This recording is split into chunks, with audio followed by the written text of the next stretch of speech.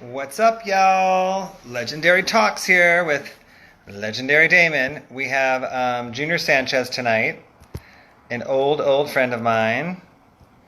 I am excited to chat with him. I am really excited, actually. Have not talked to him or seen him in quite a while. So, oh God, I'm trying to pin, which is the bane of my existence. Hold on. Why can't pinning be easier, guys? Please let me know. Well, then again, I'm kind of technically challenged. I don't know if anyone knows that about me, but I am. I don't even know how to put on music sometimes, half the time. It's not, oh, there we go, pin, got it, okay. There we go, pinning is always a challenge for me. Hi guys, how are you? So, we have Junior Sanchez tonight, who is somebody that I am very excited to chat with. And, can't wait to see him. He's an old friend and really successful, and I'm definitely giving Golden Girl chic, I think, tonight. What should be our drinking word tonight, guys? Should it be Madonna? Should it be something that would come up in conversation? Junior is a house music DJ, keep that in mind, so, we're going to figure this out. Drinking word, and which Golden Girl am I and which Golden Girl are you? Hey Elizabeth, hey Sydney, what's up guys? Oh, Junior is on right now, good. Hey Junior. Excited to chat with you. Hey Yvonne, how are you? What should, Grace Jones should be the drinking word. Good one, Sydney. Absolutely. Today is Grace Jones' 71st birthday, I think. I love Grace Jones very much, and today is her birthday, and I celebrate her every day, but I'm celebrating her today. So Junior is joining.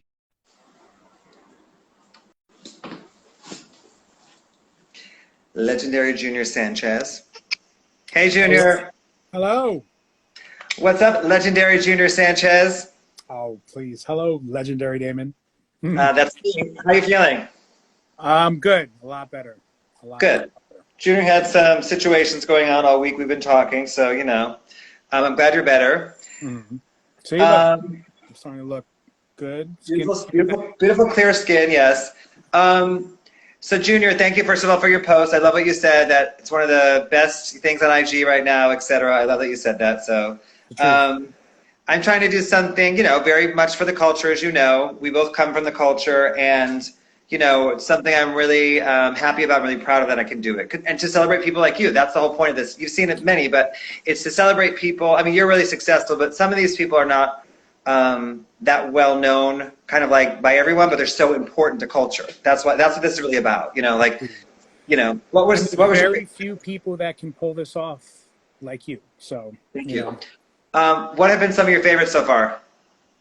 I loved the Jessica one. I could have heard that for hours. I want to do another one with her, part two. I was pretty much everyone's favorite so far. One of my favorites. I mean, I loved Lisa Cooper and I love DJ Gold. To be honest, I love interviewing DJs. That's my favorite thing to do. So yeah, no, all of them have been amazing. Khaleesi's awesome, by the way. Yes. I watched her show Cooking with Cannabis, which is awesome. Good.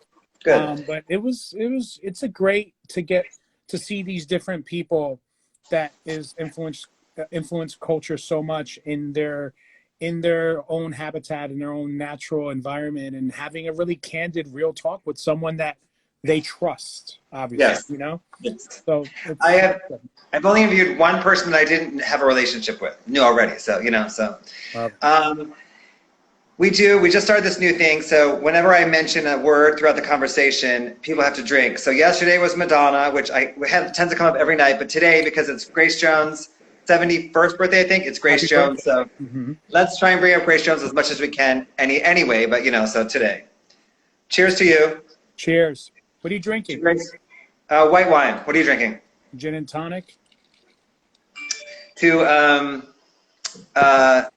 Grace Jones and to Junior. So, okay. So people, I am much more known, I guess, in the hip hop world, but you are obviously very well known as a house DJ, but people probably don't even understand our connection, because people kept saying, that know you you know, like they know of you and they know me, and they're like, well, Junior Sanchez, do you know that you are one of my first friends in New York City?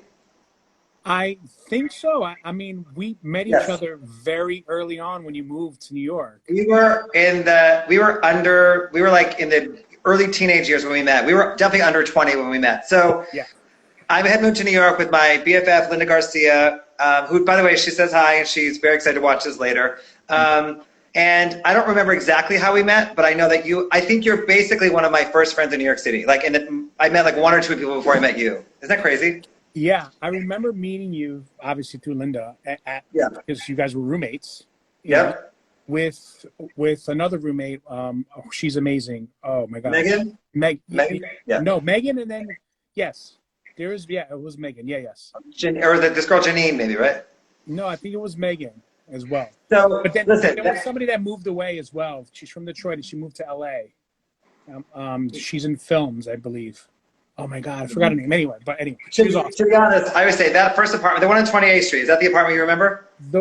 The one where Michael lived right up on top of you guys. Oh, that was 43rd Street. Michael Alec you're talking about, by the way. That was 43rd Street. But I knew you before then. We lived on 28th Street. Yeah. And that apartment, we had an open door policy, I would say. Anyone could, Chloe 78 was there. Like, if we were coming in and going, like, it was like anybody could stay there. We were to the Limelight and anyone could sleep there after. And so like, it was like, we let anyone stay there always. It didn't matter to us. So that's where I remember you. Those are my first months in New York, basically. So, and I think at one point, I could be wrong. I think, because, you know, when you're 18 years old, you move often. I mean, but I think you took a bunch of stuff to your storage that was ours to hold for us, or your house or something in your parents' house. Is that possible? Yeah, I think so, actually. I remember you like taking housing stuff for us when we were kind of like in transit moving, you know, so very kind always. Okay, so I love that time in New York. For me, it's very special. I think it's probably very special for you as well. So yeah. What was the first nightclub you ever went to in New York? Early on, I mean, so my nights consisted of going to Sound Factory Bar and then shooting to Disco 2000, which was both on Wednesday nights. Yep. Then I would go hear Stretch at the Muse.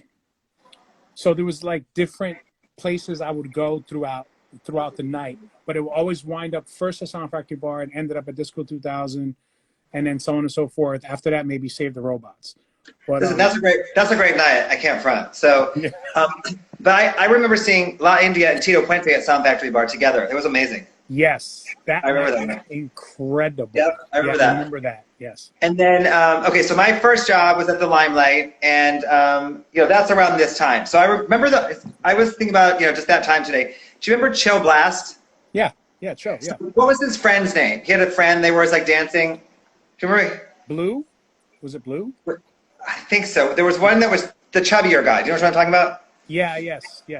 So I was thinking about just that time in New York, and to me, I thought they were so cool. They used to dance all the time. They were amazing, and I used to just like love to watch them. And I was like, had been in New York for 2 months at that point. And remember, everybody, including yourself, had those huge platforms. Do you remember that? Yeah. Yes. So I came from Detroit, like, you know, me being who I am, and instead of getting sneakers, I got a pair of dress shoes, and I got like a front and a back. And I remember the Blue, we'll call him Blue, I can't remember his name.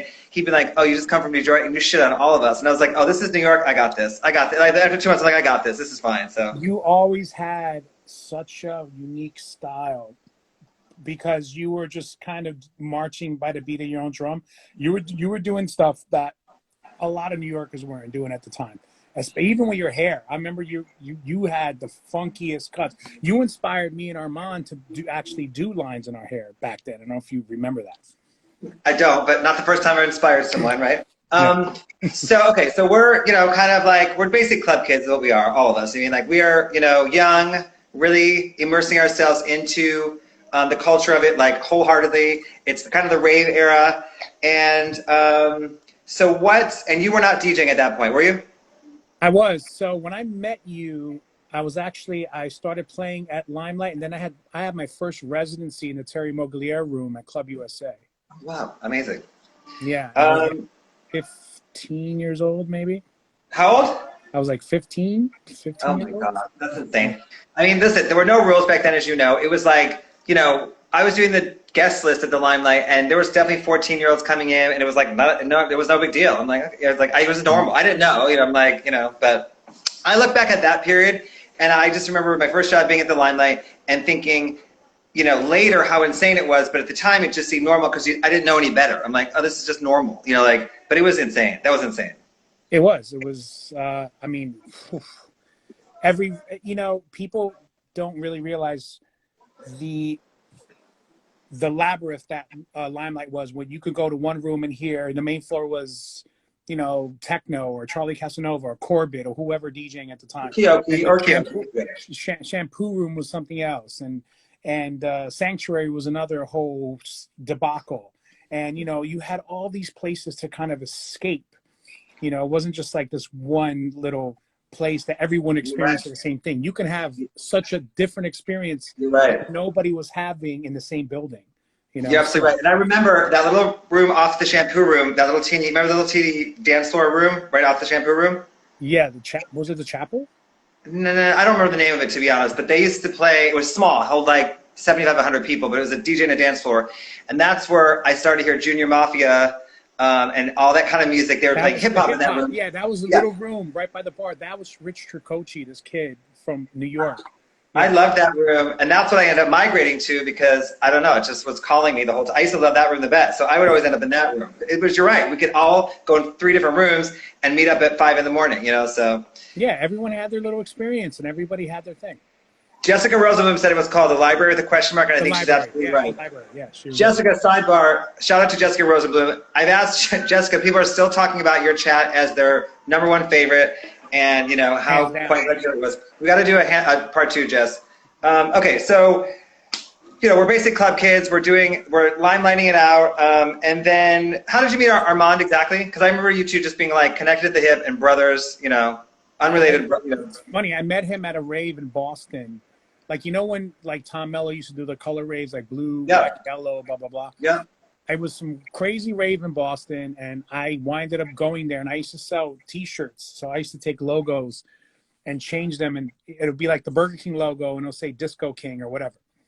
And I had a bunch of those shirts, and I would go there, and he was DJing. And back then he was DJing under the name DJ Aviate, because he had a label called Aviate Records.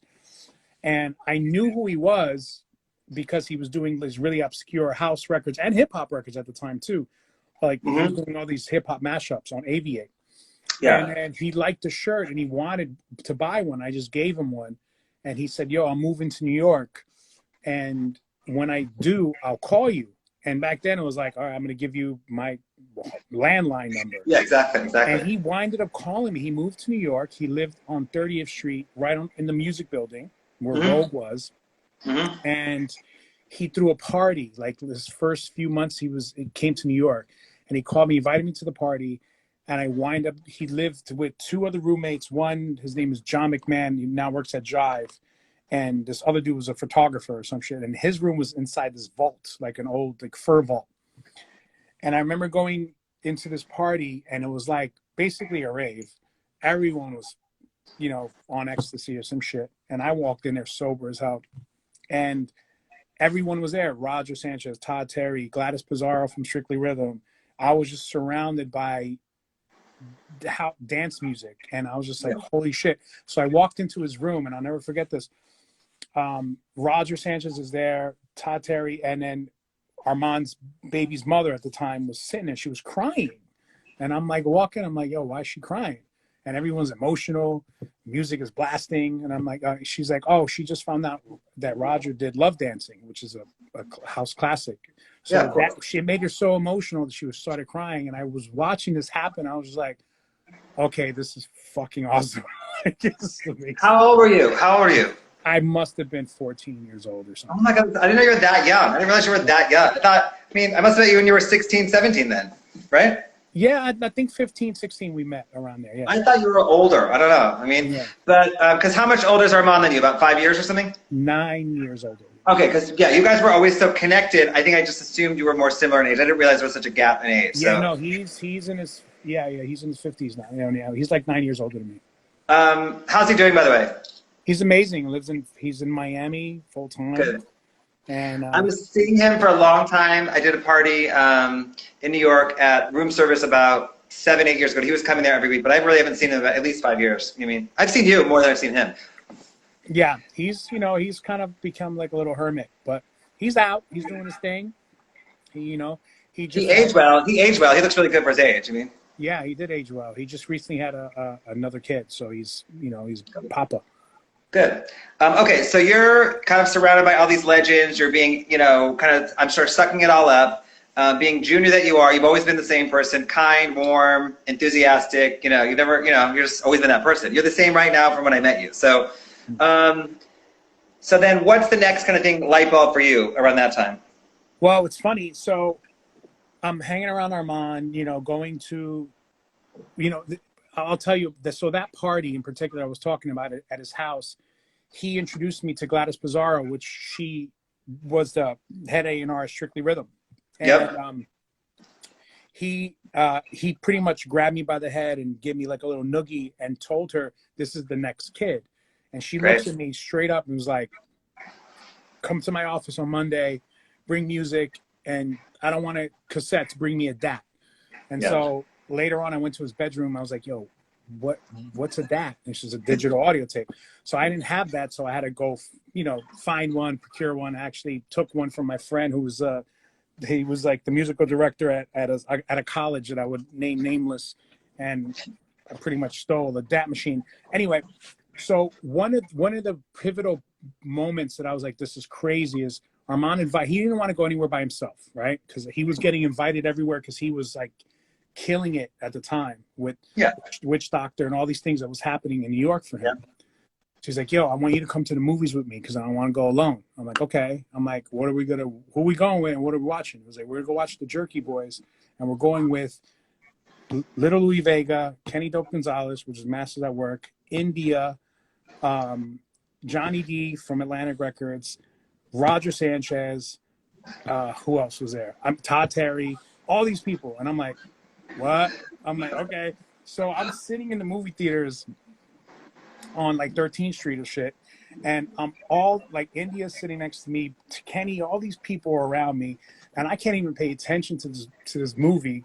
Yeah. So I'm just surrounded by people that I literally fucking admire, like that I love. Yeah. And he's just like hitting me on the side because he's sitting next to me. He's like, yo, this is crazy. I'm like, yeah, this is crazy. Because we're like being brought into this circle of people. And so we leave and we're all laughing, walking down the street like, ha, ha, ha. I'm like, ah, and I'm the little baby of the bunch. And Roger's going back to Bass Hit Studios, which he was working on a remix for Byron Stingley from 10 City. And he was like, hey, kid, do you want to come with me to the studio? Looking at me. And I was like, looking at Armand like if he was my dad. I was like, can I? Like, he's like, yeah, man, go hang out with Roger. So I went to Bass Hit, and Roger was there working on a remix. And I was kind of, every sample he was taking or every sound he was, you know, sampling, I was clocking. And I was like, oh, that's from that. That's from that. He looked at me, he's like, where are you from?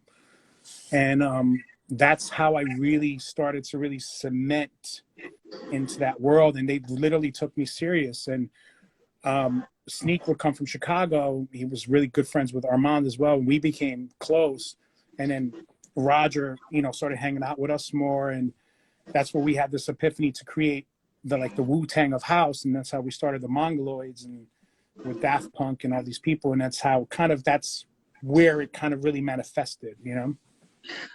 I really didn't know any of that stuff, to be honest. That's amazing. So my thing is, so, you know, just getting out to like you and I's relationship. So what, you know, I'm from Detroit, and house music, and, you know, Kevin Saunders and Derek May, they were all friends. Like I grew up literally with Inner City, and, you know, as in like growing up, like hang out with them, you know, Kevin Saunders and Derek May, Richie Hawk and all them. Like I knew them all. Like, you know, I was a lot younger than them. Kind of like you, I was younger and they were cool. But then I moved to New York, kind of got immersed in the limelight, and then Biggie and stuff came out, and I was like, went that way. So like, you know, I had a really short-lived house, you know, experience, which was when you and I were hanging out a lot, you know.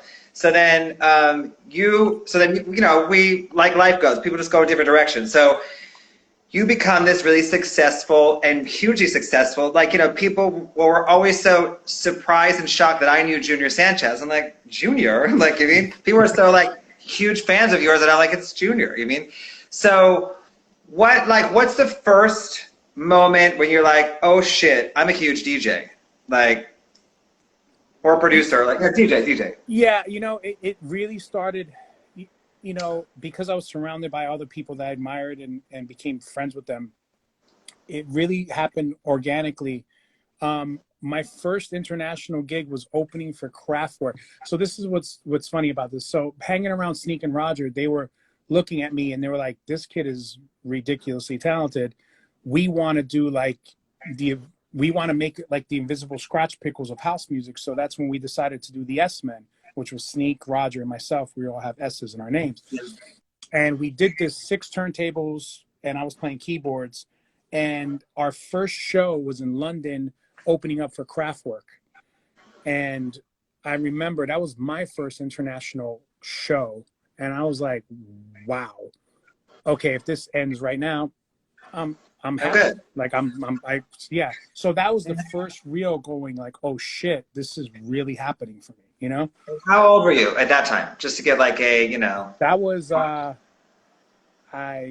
About, approximately. No one ever remembers your age. 19. I was like 19 years old. Yeah. So It's so crazy you were that young. I didn't realize you were that young at that time. Yeah, no, I had my first record out as a sophomore in high school. So, and it was being played at Sound Factory and all that. So so Armand, when we and Armand met, I was already making records. He just didn't know who I was because it was super underground. And I didn't know he was remixing under different aliases, so we knew each other's music without actually knowing physically. So I started pretty young. You and Armand are so connected, though. It's so interesting. Like, you guys have always been literally like this. So you mean, like, he was like your older brother since the minute I met you guys. So he was literally the brother. I have 5 brothers, and he's the brother I never had because he's was the person that pretty much So he wanted somebody that knew New York. And because I also rolled with the CM, the Constipated Monkeys, like I grew up in hip hop as well, like Lord Sear, Stretch, Bob, those are friends of mine. He loved that I had a connection to really like backpack underground hip hop in New York. So I would bring him to Stretch's show. So he would and he loved that shit. And I was like, okay, I love that, but I want to make house music. So I grew up in a where everyone around me loved hip hop. Yeah. And when I heard Acid Crash, I felt like, oh shit, no, this is different. This is mine. So it was like that. It was that one thing that I could grasp that none of my friends were doing. Interesting. Because everyone wanted to make hip hop beats or be a rapper.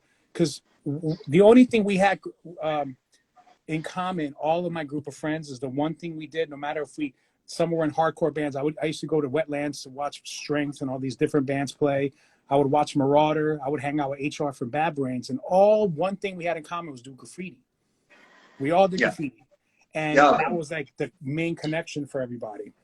Well, it's so interesting because I've done, by the way, this is my 50th talk in a row. I've done 50 nights in a row. You're my 50th. So what I learned from people, like Jessica and Lisa Cooper and things, is something that the main thing I've kind of learned so far is that in the early 80s in particular, which is kind of what you're saying in the 90s as well, but it was like punk rockers and like new wavers and hip hop guys and like drag queens were all together in the early 80s with no problem at all. They were just kind of mixing and like we're all there for the same reason. So that kind of sounds like the same thing in the 90s, which I do kind of remember the early 90s. The late 90s it got a little funny, but like it happened again later on after there was a time where house music was really in a weird place and that whole indie guitar kids dropped their guitars and picked up turntables and vice versa, and that whole indie downtown happy ending scene happened. Electro started getting bigger, and the Rapture and all this stuff started going on, which and Misshapes, that I was a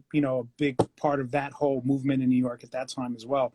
But that was a whole thing that was happening that was kind of cross-pollinating. You're right. And that was early 2000s kind of, right? Yeah, when I think about that now, it was pretty crazy, You're right. Do you remember a group called Crossover? They were short. I love them. They were really short that I loved them. They were kind of around that time. I loved them. They were one of my favorites. The name rings a bell. Yeah, they were I think from Norway or Germany or something, but they were really short-lived. Anyway, okay, so you're starting to become hugely successful, and basically, I mean, because Armand and them just kind of stepped into success. I feel like he just stepped right into it, and then so you kind of did the same thing. You just stepped in with these guys, and as a result, you started going straight up like this. So what's going on with your career then? You know, you're doing craft work, you're becoming a huge producer, DJ. What are some highlights of that time for you? You know, so in 1999, I had a big top 10 hit in the UK called "Be With You" with Dajé, which people would know Dajé from like "Ooh Oh Ah E," you know, the Kanye record that he sampled and made famous again. But Brighter Days, Cashmere. So I did a record with her, and it became really successful in UK. And that's when, you know, did the whole Top of the Pops thing there and that whole stuff. And that's kind of like where it really started to get crazy. And then that was like, you know, the remixes coming in and doing this, remixing that person, Madonna, this and the other, you know, Charlene Spiteri and everything else. I mean, and then it starts shifting in that direction. And, you know. Wait, so sidebar, the drinking word last night was Madonna. So I think we should mention Grace Jones. It's her 71st birthday, so we have to have a drink. Everybody have a drink. Cheers again. Cheers. What did you do for Madonna? I'm obsessed with Madonna, as you know. So what did you do for Madonna? What song? So I helped a lot on Confessions. That was like one of my. Oh, yeah. Actually, I'm gonna cut you off right there because so I went to, what was the club called that she DJ'd? That was me. I brought her to that. I know. But what was that club called? It was Misshape's. Okay, so what was the club called? It was a really tiny club. Luke and Leroy's. Yeah, Luke and Leroy. Okay, so it was like the smallest little place. It held, I'm not exaggerating, 75 or 125 people. So I was in New York, and I love Madonna. It was a Saturday night. I'll never forget it. I'm like, screw it. I'm going to go there. I didn't think I was going to get in because it's like small place, not my scene, whatever. I'm like, screw it. It's New York. I'll try. So I pull up with my friend Andrew Westinghouse, and the door guy, I opened Happy Valley at the same time, and we hired that guy to do the door. So he's doing the door for Madonna. So we're in like Flynn. I'm very excited to see Madonna spin. And who do I see in the DJ booth with Madonna but Junior? And they're like this the whole time, like, what the frick is going on with these two? That was an insane moment, I have to be honest with you, because it was so small, and it was such an intimate, amazing moment from, like, my perspective. How was it for you? Because it was insane. I'll tell you how that happened. So Stuart Price was doing the majority of Confessions, and he did a lot of it in New Jersey in my house. Like, wow. I never knew that. He wanted to do a lot of secret things, and he, you know, a lot of the production was he would come over and do stuff quietly, and I would, you know, we were friends for a long time. I know him since he was doing the Rhythms of Talis. We're both the same age, and we love 80s music, so became friends. So he would come over. So let me backpedal. So I was in London at his house when he had a band called Zoot Woman. And Mirwaz was a good friend of his. And Mirwaz, I was there in his house when he got a call and Mirwaz was like, hey, Madonna needs a keyboard player. I suggested you to Stuart. And he was kind of contemplating not doing it. He hung up the phone and talked to me. He's like, he was about to go on tour with his band. And I said, listen, you should definitely do this because this is an experience. If Zoot Woman becomes huge, now you know what it feels like to tour in a grandest scale. So he wound up doing it. He wound up doing this becoming her keyboard player. During that time, he was kind of, I remember talking to him going, it's not what he expected. He didn't really like what was happening. It was like a Broadway musical. And I'm like, why don't you just say something to her, dude? Like, just say you don't like it. So he did. And from what he's told me, she turned around and fired the musical director. And they're like, okay, you do it. In a millisecond, he became the music director of the show, like this, like in 2 seconds. Because no one probably told her the truth ever. She was the person to say the truth. And she's like, okay, cool. Good to know. You're hired. That freaked him out. And then he winded up doing more stuff with her. Next thing you know, he's winding up doing Confessions. So he comes over, and that's where I help on some songs like Jump and this and that. I wind up remixing Jump and a couple of the other songs in the album. And then here comes the album release, how they're going to roll out. And I remember telling her and God rest his soul, he just passed away this year now from COVID, Orlando Puerta, which he pretty much promoted every single record of hers. He used to work at Warner Brothers. So we're having dinner. I'm like, you know, I tell him, I'm like, and Stuart, I'm like, you have everything cemented. You can do the Roxy. You have, what I was trying to say was like, you have the older gay scene. They'll follow you to the end of the world. What you need is where would you go if you just landed from Detroit here right now? What club would you go to? Who would you inspire? You would go to the Misshapes Club. You would go, because these are the next Basquiat's. These are the next Alexander Wangs. You're going to be around people that are the next Madonnas. The next Madonnas. The next year. And then she was like, really? And I said, just come. And they did a walkthrough, so I didn't say anything to the Misshapes at all. Smart, by the way, smart. I didn't say anything to them because you don't know what's going to happen. Yeah, of course. The day that it was going to happen, I get a call from her and her team and security. He's like, we're going to do a walkthrough. So I call Lee and Graham, like, listen, you got to go to Luke and Leroy's right now. Something's going to happen. And they're like, what? I'm like, just please opening up the place. I can't say it right now. But anyway, I wound up saying to them, like, Madonna's going to come do a walkthrough because she's going to DJ and we're going to do her album release party there. They're like, what? I'm like, it's like, yes, just believe me.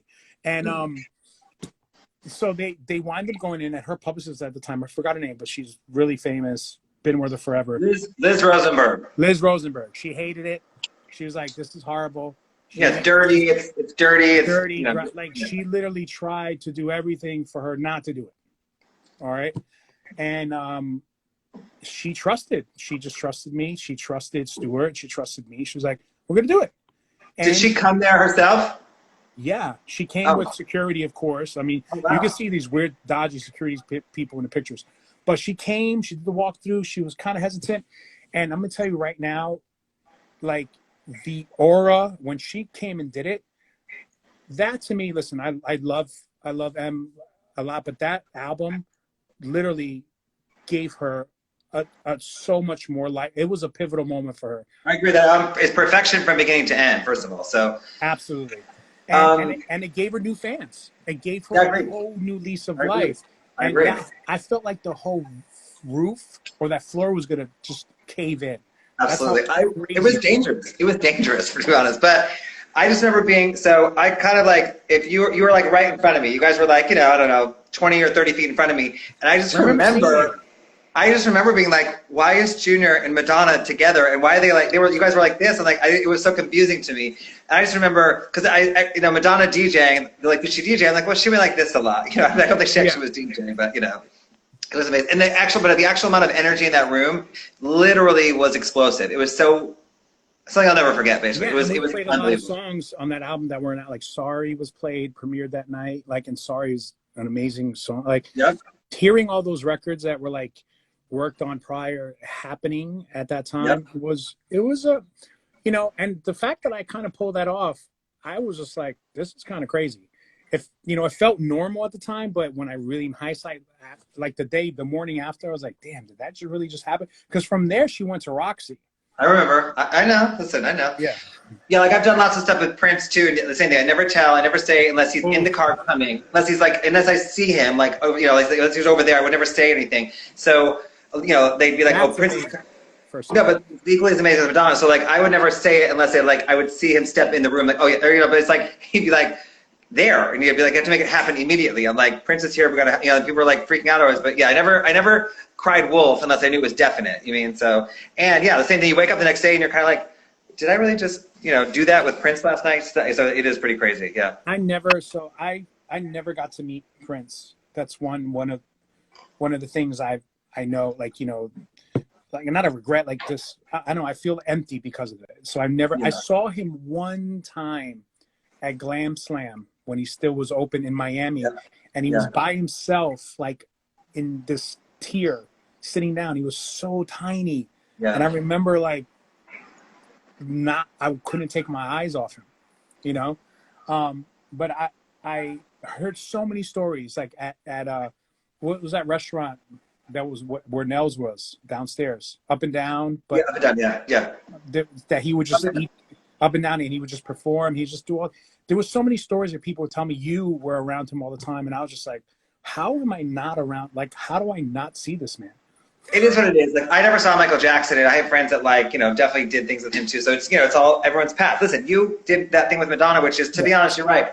It gave her kind of some street cred in a cool way. That's why she did it. I know her. She's smart. She was like, gave her some street cred. You know, kind of like all the cool. Electro was really big at the time, and she, you know, she was doing an album. It's like, it made sense. I mean, it totally made sense. So, okay, so you did that Madonna thing, which was major, and that was about 2000, what, like 4, 6 or something? What was that? Probably, yeah. Yeah. And then Nels. J Rose was like Nels. No, but he would do Nels as well. But he did Darby. He did that building a lot. Yeah, but he did that building a lot. He did, you know. But there was a point in New York and LA. He was coming to my parties, kind of like, I'd say 2013, 14, 15. He was coming to most of them, you know. And I was like, a video of you dancing at this concert. I know, right? You know, but anyway, yeah, and because it gets like, you almost start taking it for granted. You're like, oh yeah, Prince is coming tonight. I'm like, oh God. That's what I said, that when he passed, for me, you know, obviously, but the thing that I will miss the most is knowing he was coming, because I would always get extra dressed up knowing he was coming. You know, Prince is coming. Oh, I gotta get my A game tonight. That was the one thing I'm personally really gonna miss. So, you know, okay, so so what's next for you after that? The Madonna thing was like a major moment, and then what are some other kind of career highlights? Obviously, the Ibiza residencies and starting a band, producing bands. That's when I kind of like shifted a little bit from making a lot of dance music, and I started working with a lot of bands. I produced groups like Morningwood, Good Charlotte, like a lot of different, I really took a risk in getting out of my own comfort zone to become a better producer and songwriter and work with singers, like, just kind of like get out of, because being in dance music, it's such a lonely, solitary thing. You do it yourself, and so what I wanted to do was kind of broaden my spectrum and wings, and I did a lot of that for a while. I produced, Katy Perry, the Use Your Love on the You're So Gay EP, like before so there was a lot of things I did prior to, Well, I saw that you did something with New Order as well, right? Yeah, New Order with Arthur, Confusion. I remixed Confusion for them, and I did some stuff with them with Arthur Baker. So yeah, there's a lot of stuff. Yeah, Arthur Baker. I love Arthur Baker as well. Arthur, you should have Arthur on. You're right. Well, so years ago, do you know John Hood? Yeah. So John Hood, Linda and I, it was John Hood's brainiac idea that Linda and I should be in a band. So Arthur Baker, I think, produced a song for me and Linda. Yeah, just like Barbie and some weird song, right? No, that was her song, but we did a song together. I think that John Hood had Arthur Baker, I think, produced it or remixed it or something. I know that song. And Maripol was supposed to style it. It was just like so much going. We were literally 19 or something. I'm like, okay, sounds cool. Like I was like, So, Junior, what's your focus now? Like, what's going on with you? Like, not obviously the current situation, but in general, the last couple of years, what's your focus been? What do you want to do that you haven't done yet either? Wow, there's so much. I mean, I'm a father. I have a 14-year-old beautiful daughter. My son's 9, so that's a major priority in life. But continuing to write songs and make music and do albums and continue to tour. I love DJing. DJing is such a huge part of my life. But in the past, so what I wanted to do, what I'm doing right now, which is a lot of people will kind of find bugged out, is I wanted to do a new album, but I wanted to be solely based from the United States with American artists, ethnic artists, Black, Latino, house music. A lot of people have a misconception because house music is because it's Europeans adopted it, that it's from there, but it's from us. Yeah. It's from Chicago. It's from New York. It's from Detroit. What's up, Nas Tokyo? And what's funny, I got a call a few months ago when Dallas Austin got nominated to the Songwriters Hall of Fame. He asked me to DJ one of his parties, and we've been friends for a while, but we didn't know how to connect. And I was just like, we are saying let's work together, but it never happened. And I said to myself, I'm going to do a new album. I want Dallas to executive produce it, and I want to do all my songs out of Atlanta. And I want him to be a part of this house music movement, but from Atlanta, New York, like coming up again. And so I flew down there right before COVID, and we started working on music, and we wrote some crazy, amazing songs. I'm sure that's two really creative minds, to be honest. And we started, and so it's crazy. So these conversations that we were having, I started having with him the first night I was there. And let me tell you, he just listened to me all night till like the morning. And then I thought I spoke too much. And then the next morning he was like, dude, can you say everything you said again?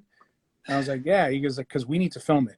And so he called the film crew over, and we started doing this documentary at the same time and just documenting everything we're doing. Because there's a connection between house and hip hop that most people don't really recognize. And it's always something so interesting when I was thinking about you today is that all my hip hop DJs, MOS, all them, Goldfinger, they all love you, and you're a house DJ, but they all love you so much. So I was like, what is it about Junior they all love? Is it his personality? Is it his style of music? Like, what is it? So I don't know. I didn't know the answer, but like all my hip hop DJs love you. They love you. So well, because I think house and hip hop go hand in hand. And listen, when I was growing up, there was not one hip hop artist that didn't have a club joint on their album. So you had Queen Latifah, Come Into My House, How Do I Love You? Craig G, Turn This House to a Home.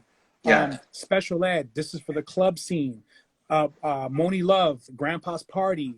House Power, MC Light. I can go on and on and on. Jungle Brothers, I'll House You. I mean, it was such a part of what hip hop was. You're right. Period. Yep, you're right.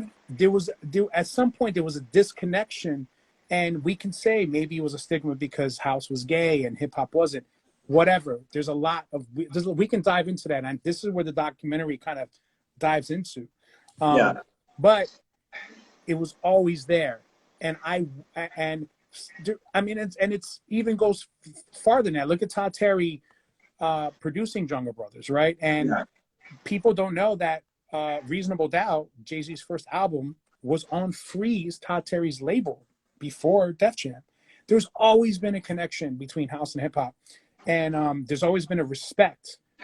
Stretch is a house head, musically too. It's both genres come from a more street. There's a street and a night. There's there's something similar about them, even not musically, but where they originate from. There's something about where they originate from. It's from the streets, man. It comes from the gutter. It comes from your heart. It comes from the from the core of the streets. And neither one is kind of polished or hip or like poppy at all. So it comes from a real and a more authentic place, both genres. That's what it is. That's what I was trying to say. Think about the fever in the Bronx when freestyle and early Latin, they called it Latin hip hop, Nairobi, all that stuff. That is literally the origins. Arthur Baker, that's a discussion you can have with Arthur. Would the origins start? I mean, I call house music disco's revenge because that's what it was. You're right. I 100% agree. 100%. And so what I want to do with this album with Dallas, and why Dallas is a part of it, and he brought in amazing artists to be a part of his, Nas Tokyo and Rex, all these people that I was dying to work with, and it's happening now because of his connection. We're bringing it back to like, no, this is coming from the United States of America. It's coming from the streets. It's coming from New York, Atlanta, with inspiration of Detroit. There's kids that don't know that techno is black and it's from Detroit, and people need. You're right. You're absolutely right. You're absolutely right about that. You mean? And that's part of what I want to accomplish. That's one of what I want to accomplish in what I'm doing right now. Is have that. I don't want the narrative to fade away, and people don't, and the truth to get diluted. Yeah, you're right. And to be honest, you're in a great position to do it. You're hugely successful. You're not like too far. You're not in your 60s or something where people, it might seem like you're trying to hold on to something old. You're in a great position. This is the perfect time to do it. You have a resume 10 miles long, so people will listen. You should absolutely do that. That's great. Good for you. That's amazing. And you got to be a part of it.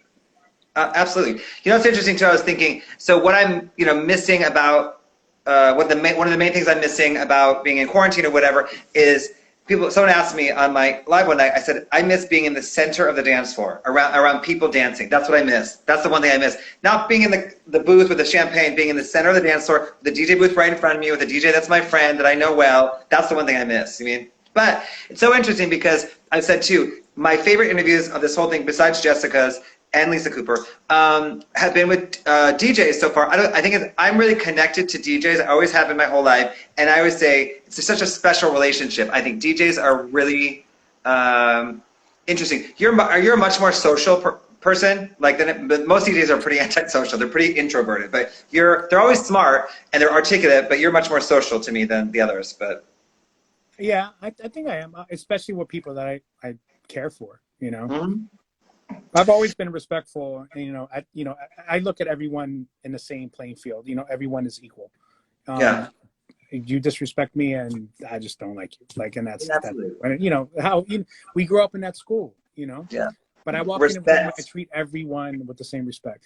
Like Andre taught me a lot. I have a story about Andre because, rest in peace. He came to my house. Imagine Andre Harrell, and here I am. He's coming to the suburbs of New Jersey because I'm working on a project with him. And he comes into my basement in my studio, and I'm sitting there, and I remember going, holy shit. And I met Andre through O'Neill, by the way, which remember I produced for O'Neill that song, Let's Go Crazy. I love it. I did the video. I directed the video. Song I did that song. Did I know that? First of all, O'Neill's one of my closest friends right now. Still, Yeah, I know, and that's the song I produced from. Were you in the video? No. No, I wasn't in the video. No. I was traveling. I was DJing, and when he did that. I don't think I knew you did that song. I directed that video with Sarah McColgan, who's on here, directed that video. That's so weird. That's what got Andre's attention to me because it was super, retro, old school 80s. Yeah, cool. Yeah, you're right. I love that song. I didn't know that. Andre was like, I want to meet this kid. And so he would come to my house, and he had this artist he was working with at the time and that I was producing for him. And he was like, man, you like R&B salad. Like, you got this crazy... His analogies were so next level, and he's telling me all these things while he's sitting in my basement. I remember running upstairs to my kitchen just to, kind of take in his energy, away from him, because I couldn't... I'm very expressive, so he would literally see me going like, oh shit. His describing my production, he was like, you're a salad, you have all these ingredients, and this song is like a hot summer day with ice cream running down your knuckles. And I'm just like, this guy is next level amazing. But he was one of the first people outside of house music that looked at me with so much like, man, you a crazy Latino club disco ball R&B motherfucker. And I was just like, okay, I'll take that. What's interesting to me, I think that it's the theme throughout this whole thing is that you've always had one toe into hip hop the whole time, I think the smart people recognize that. It's interesting. You've always, to me, I don't know, you've always had kind of 1 foot into hip hop, I don't think people know that about you, right? Yeah. Yeah, maybe, yeah, people didn't know that. You know what it is? I think I just love good music, and I grew up like you. We love good music. True. And it's like when you hear a good record, it's a good record. You're right. It could be Christopher Williams, or it could be Grace Jones, or it could be Grace Jones. Grace Jones. Cheers. Our drinking word is Grace Jones tonight, by the way, guys. It's her 71st birthday. And that's what it was about. And I think I made a choice in my life to constantly to evolve myself, to challenge myself to become a better not only person, because I have this Wikipedia music brain, but I need to do that with my art as well, And you're a hustler, basically. You're hungry still and a hustler. And listen, I am the same way, and I think once you're that way, you're always that way. You could be as rich and famous and, flying private jets and things look who's on, Lord Sear. What's up, Sear? What's up, Lord Sear? Also, Mommy's on from Japan. Erica Poe's on. What's up, Sear? Chandra is on. Who else? Erica, the DJ. Lord Sear beatboxing on Armand's album to a house record. Good, right? That's amazing. Which is amazing. But that's my point. Junie, I get, you've always been that. It's great. Yeah, you're right. We're just cultural people, It's interesting. So, Well, it's like you. I always thought of you as like a MIDI connection, and I'm the same way. We just always love to bring different energies together to see what type of synergy happens, because that's where the best art is created. Absolutely. When you bring different chemicals and you're like, whoa, what the fuck just happened? Oh man, there's nothing like that. You can't bring two people that are the same in the same room and like, here, it's just boring. I hate a one of anything. A room full of one is the most boring thing to me. I love a room full of everything. You mean? So, wait, do you want to shout anyone out? And also, let's see it. Does anybody have any questions for Legendary Junior Sanchez? And then, while we're waiting for questions, do you have any stories about Grace Jones? Any personal stories? Now that because it's her birthday. Yeah. How about this? Let me show you. I have a story. So this is one of my prized possessions. I knew you would. And this is Trevor Horn. Can you see that? I can see him, yes. Yeah, and so Trevor Horn, you see that's his record. So he was in a group called The Buggles. Video Killed the Radio Star. Oh, man, that's right. Actually, that was the very first video ever played at MTV. Do you know that? Yes. Yes. So, but he also was one of my all-time inspirations as a producer. He went on to, after The Buggles, produce everyone from the Guess Who, ABC, Frankie Goes to Hollywood, and Grace Jones, Slave to the Rhythm. That's The Buggles. So to me, he was an example of you couldn't box him in. So he went from The Buggles to Seal, Kiss from a Rose. He was in Art of Noise. So he was just this person that was creating all this amazing, huge, passionate music that was inspiring to me, that I was like, wait a minute, Trevor Horn did that? So he did Seal and he did Tattoo, those Russian two lesbian girls. Yep. And he did Grace Jones, Slave to the Rhythm. He did ABC, The Lexicon of Love. So I was just like, yeah, that's what, And so it all made sense to me, and Grace Jones' album was a huge inspiration to me, so that's why he's on my wall, because he's that dude. Slave to the Rhythm musically is different than all the other songs you mentioned. It's really interesting, though, if you think about it. Like ABC, Frankie Goes to Hollywood, even What the Girls Named Tattoo, they have something in common. Slave to the Rhythm is the one that's to the left a little bit, to me, musically. Yeah, but that whole album's crazy. Yeah. I love it. But his sound, there was one thing about all his productions, they were just dynamic and big. And when you listen to his stuff that he did with Art of Noise, like Moments in Love, you listen to that record or Bebop, like he was just a person that challenged the norm in sound. Frankie Goes to Hollywood was definitely pushing buttons at that time. Well, musically, though, his music was really edgy but digestible. It was really digestible, oh, yeah. You mean? Yeah. I mean, when you think about it, if you listen to Relax and you're like, damn, he got away with that back then. I know you're right. I don't know. I only know him right now, and I love him already. Okay, so someone said, "Can you do a mix inspired by this?"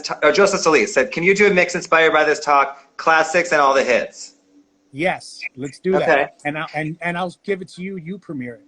Okay. And Michael Moog's on, and he said, "Don't forget, yes."